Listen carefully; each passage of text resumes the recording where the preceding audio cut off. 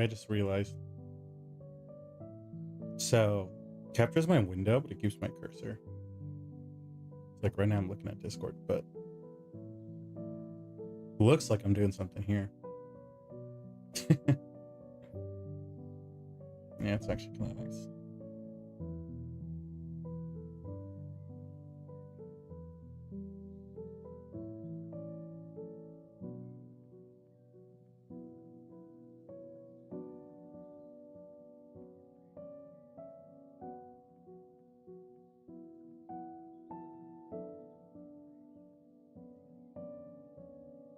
Oh, I've been dreading the bard.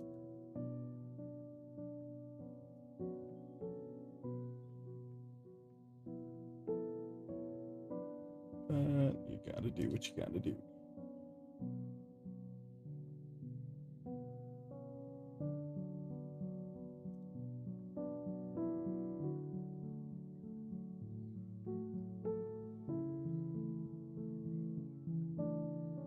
Mm-hmm.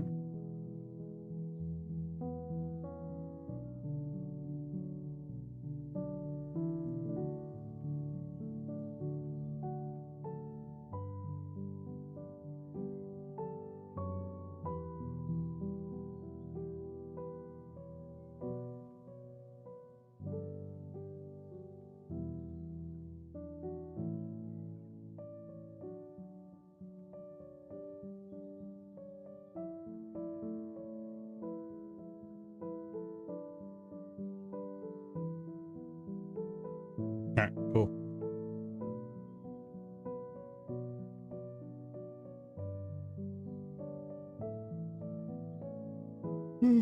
Let's just get into it.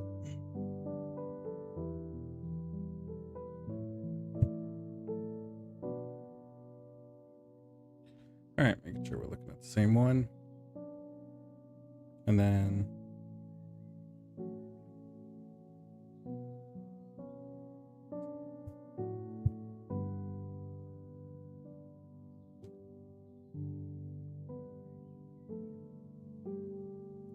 all right, so at the beginning we have Bardic Inspiration, typical D6, still a bonus action, 60 feet. Which I believe the first one was 30 feet. I could be entirely wrong.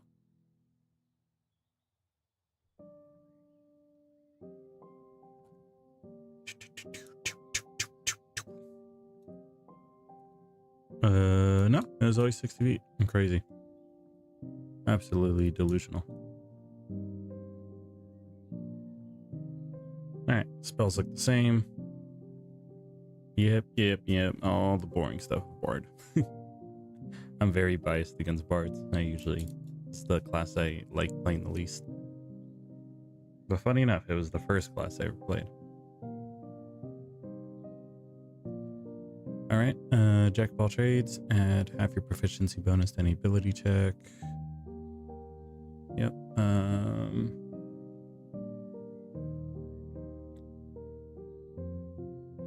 I don't think they've received any changes. Magical secrets is the same thing. Oh, wait, this might be different because... Alright, let's go check.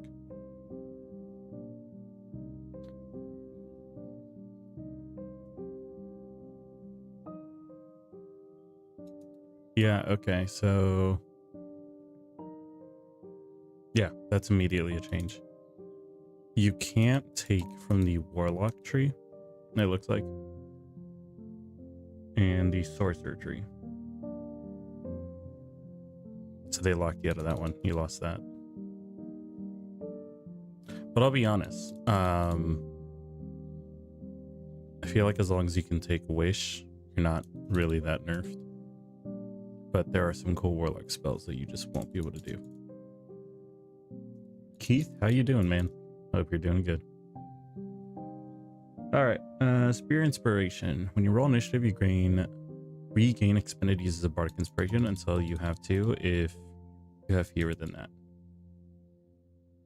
Okay, so this was the level 20 ability, but you get it at level 18. Actually, maybe. I'm trolling. Might be. No, yeah, 18. Alright.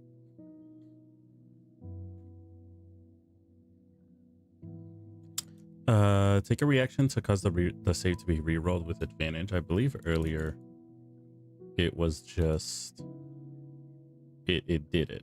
Let's find out.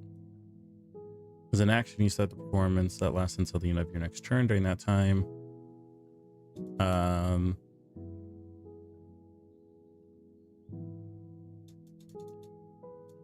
oh yeah, wait, this is a lot better because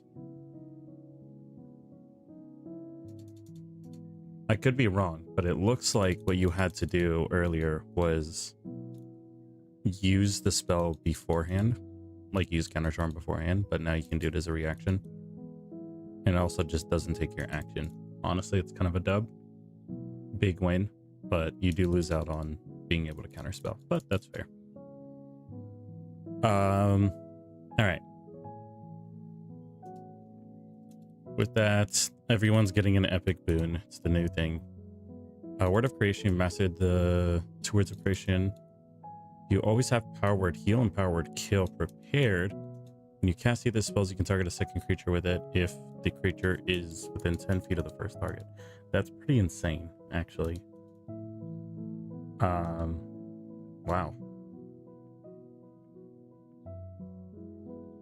Was Power Word Kill in the Bard spell list? I think it always was, right? Yeah.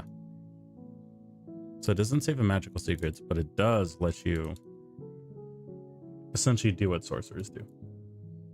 Nothing. Welcome. I don't like 5.5 too much. Yeah, there's some good changes, some bad ones. There's no artificer changes. I saw that. It looks a little depressing for artificers. All right. We are not going to really look at these subclasses too much. Culture Dance does sound like it could be cool. We might look at them after, but we're just ranking the changes based on the core class itself. If I had to be honest, I think Bards overall kind of got a dub on this one. So your magical secrets did get a little nerfed because you can't take sorcerer or warlock spells when you used to be able to just take all of them. But you get powered heal and powered kill just prepared, which means you can take other spells that are 9th level with that, and it also targets another creature. That is pretty powerful. And your counter charm is now a reaction.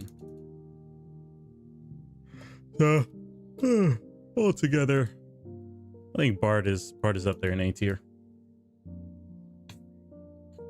Pretty good changes overall.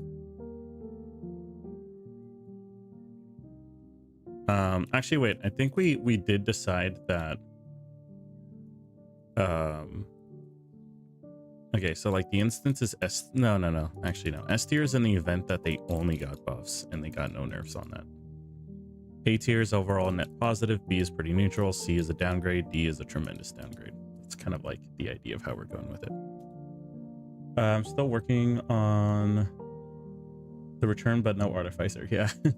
Still working on my D&D spinoff change called RTX on. Actually sounds kind of cool name. D tier, I don't like the music band. Yeah, I don't like the class either. I'm not a big fan of the class, personally for me, but I'm ranking it based on the changes for it, not how I like the class. So yeah, this is, I pulled up the tier list maker, but this is specifically just for the changes. All right, I'm glad we're done with Bard though, because I was also thinking you overlooked from Change Magical Secrets can't take the higher caliber ranger. Oh wait, you are totally right. Yeah, actually you can't take like Wrathful Smite on a Bard, which is always funny, is to smack someone with your loot with a Wrathful Smite. Ooh, this goes down in B tier. Ooh, that's terrible. Good keen sense there, Keith. Working on a steampunk campaign set in Runeterra. Very excited. That's actually really good.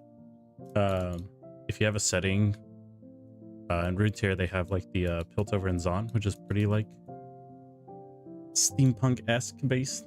So you're gonna have a lot of fun there. I will give Lee credit where it's due. The world building is absolutely amazing to see the different locations.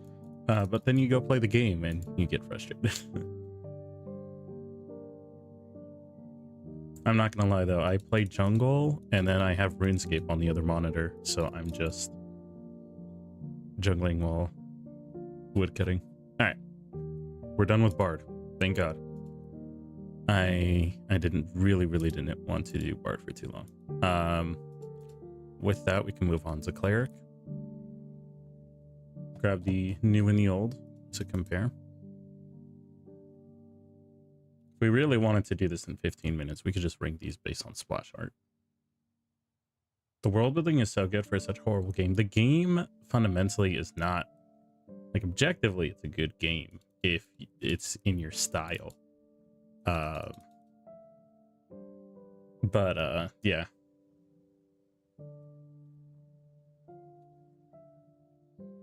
Although I'm kind of in the minority, I also really like shit talking when it comes to games. And I'll definitely get banned. I genuinely wish some type of hero shooter or RPG came out set in Runeterra instead of the slop that is Valorant. I was really big into Counter-Strike in high school, so Valorant was an easy pickup for me. So I kind of enjoy it, but at the same time, I was more excited for the Riot MMO that was supposed to come out. And mainly because, like, I played a lot of World of Warcraft. Is it actually still? I heard like it might have got canceled. News. The last thing we got was 7 months ago, pretty much. Yeah, from what I've heard, they just keep hitting the reset button on this, and their lead developer for it just keeps getting fired, and they get another one, and then they fire them. Yeah, so we'll see if that ever comes out, but talk about a pretty awesome MMO to make some characters in. That'd be so dope. Cleric is C tier. We will find out. I was thinking can't take Conjure Volley or Swift Quiver, but I guess Wrathful Smite is also inside list. Wrathful Smite was like probably the biggest downgrade that you lose out on. One, the comic relief factor of a bard dropping it was really funny, but also low-key just also made them being able to melee pretty reliably, especially if they wanted to like use a sword, like College of Swords class. It made them really cool. Yeah, same one of the MMO but didn't get anything. Yeah, an Overwatch style game with lead characters would cook hard for me. It could, but I feel like the genre of hero shooters have kind of gone down. Like, it was at its peak when Overwatch first came out, and then once Overwatch fell down again, everyone kind of put it in the garbage bin. MMO's delayed until 2026, but I doubt it. It'll probably be delayed even more. Welcome back, Midnight. I didn't get to tell you live on the stream yet. Thank you. Glad to be back. All right, let's jump into this Clark thing.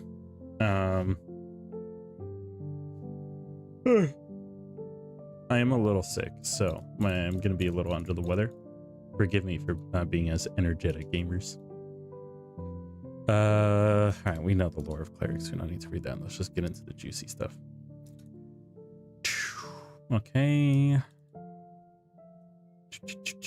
All of this is pretty much going to be the same. They're never going to change this. Okay, you've dedicated yourself to one of the following sacred roles of your choice. Already, this sounds like a pretty good idea off concept, because there is a big issue where everybody thinks clerics are only supposed to heal. It's kind of the running meme. So if you have something to choose, then it can let people know. Protector, trained for battle. You gain proficiency with martial weapons, and okay, this is pretty much a tank or a warrior, kind of more of a fighter based. And Thaumaturge, which can be more mage based. But it gives you a bonus to your intelligence checks equal to your wisdom modifier. That's actually pretty good. This is unironically a really good workaround for having clerics be smart in some religion and arcana checks, but not having them to take intelligence, and change what their spellcasting modifiers. I'm a fan of this. This is a big dub. Channel Divinity, Divine Spark and Churn Undead. Okay, you can use it twice. You gain once on a short rest and all of them on a long rest. Is that the same?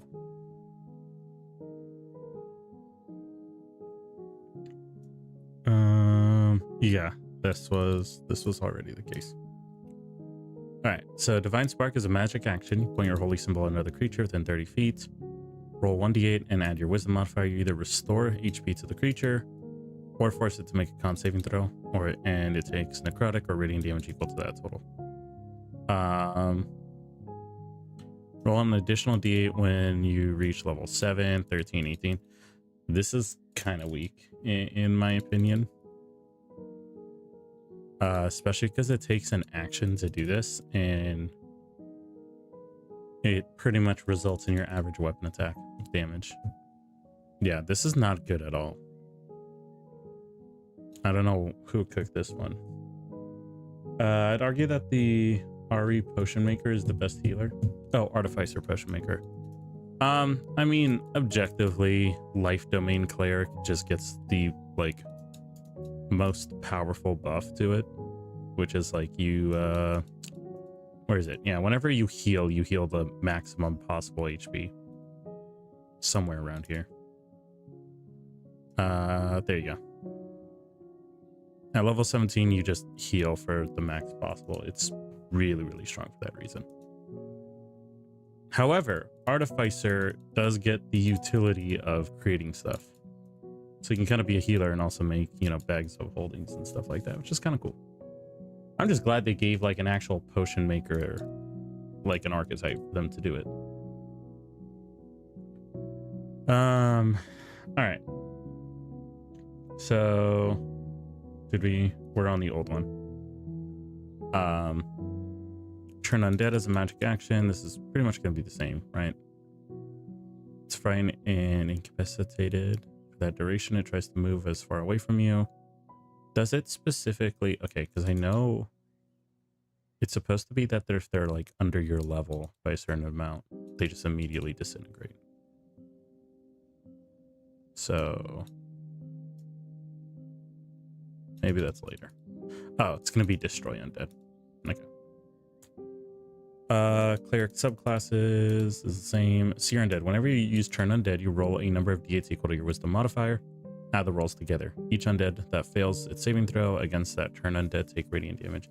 I mean, the nice part about this is you don't roll for it. It's just guaranteed damage, and that's pretty big. So that's kind of nice.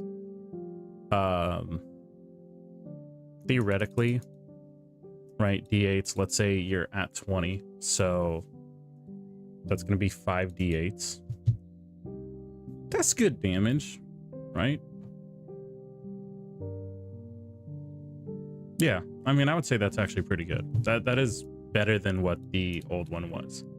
Because at least for this one, even if they're stronger leveled undead, you could still hit them. And if it's radiant damage, odds are they take double damage. Now, Blessed Strikes. Divine Power infuses you in battle. Gain one of the following options. You can get Divine Strike once on each of your turns when you hit a creature with an attack. Cause the target to take 1d8 necrotic or radiant damage. Or you can add your wisdom modifier to the damage you deal with cleric cantrips.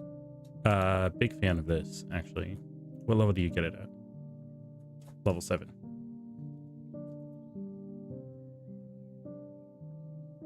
Let's go compare it.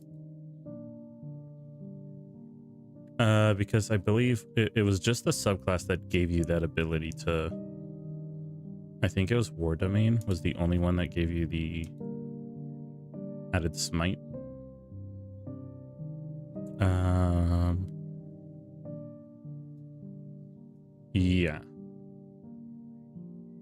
Yeah. So they're pretty much grabbing this Divine Strike and they're giving it to the Universal Clerics.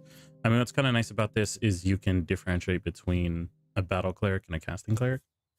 I kind of like that. I think Cleric changes C tier, high C, low B. Yeah, right now I'm leaning more towards low B.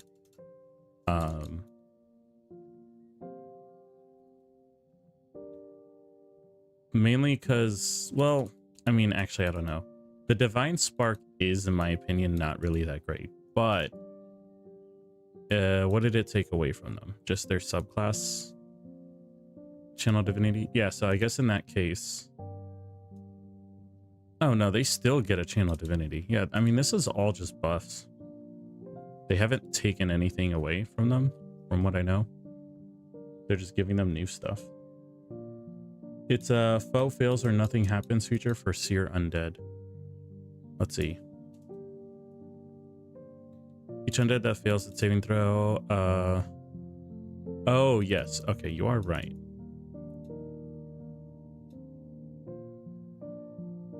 So if we go up.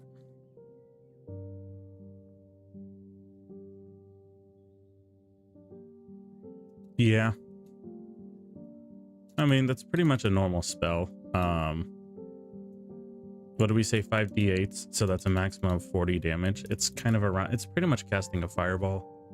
10 extra feet than what a fireball is. That's essentially what it is.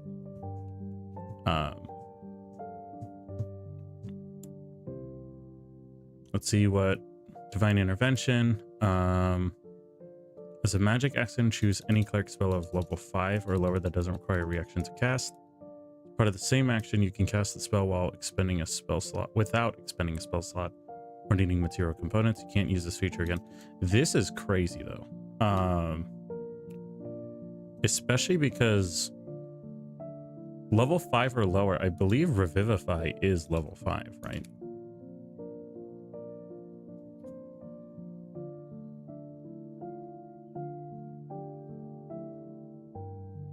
Oh, it's 3rd level. Okay, so yeah, they can just skip the part that they need the diamond with this Divine Intervention and just cast it and bring people up without needing it. That's pretty big. It also is a little nicer than, you know, you get this feature where you ask your deity for help and then roll and hope you get under 10 when rolling a d100. Like, it's pretty rare.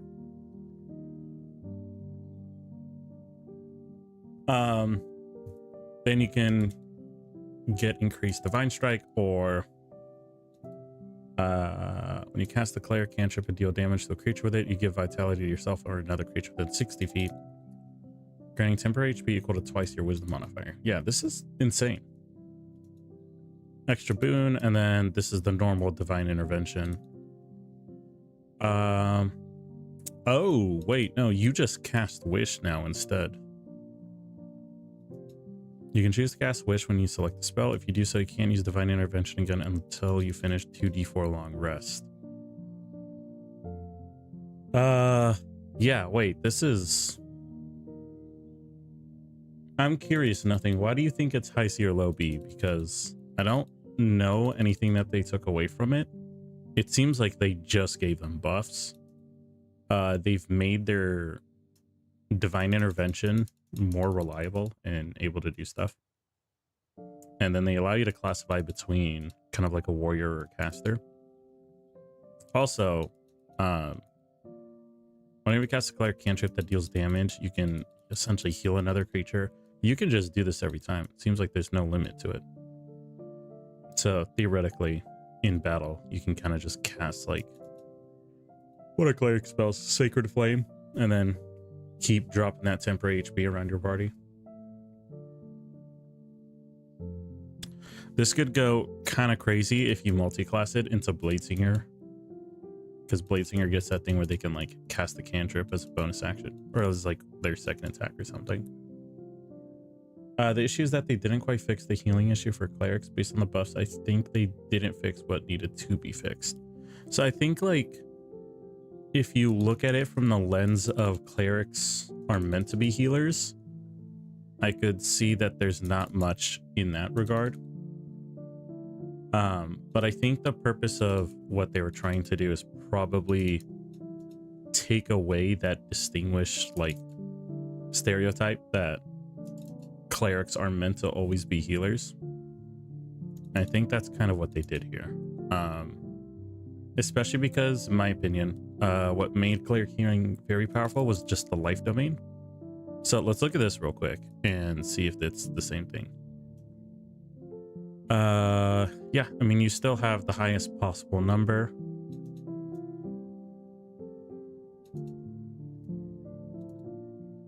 Healing is supposed to be the best at healing. Unfortunately, they shifted it more for damage. In the base class, yes. But that's more of That's more of you putting clerics in the expectation that they're only meant to be healers. And if they're working in that regard, they still have their life domain buffs, so they are still fine in that regard. They're still like the best healers. Honestly, I'm not gonna lie, I think cleric just goes to S tier.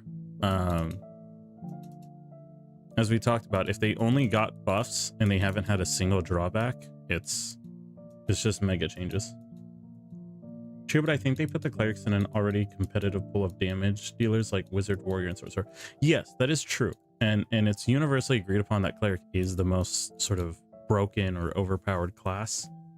That's why the running joke is that DMs always ban clerics. They are insanely powerful. But the point of this tier list and what we're doing, we're not like judging on power scaling. We're just kind of more rating from the class standpoint, from D&D 5e to 5.5. How good were those changes?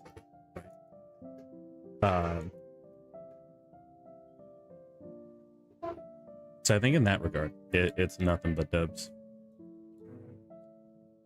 Man, if you were playing a cleric, I think it's overall a good thing. You're eating good tonight, especially because even if you're damage dealing, you could still take bonus spellcasting and be giving shields to people. Essentially, it's kind of cool. All right, druid is next.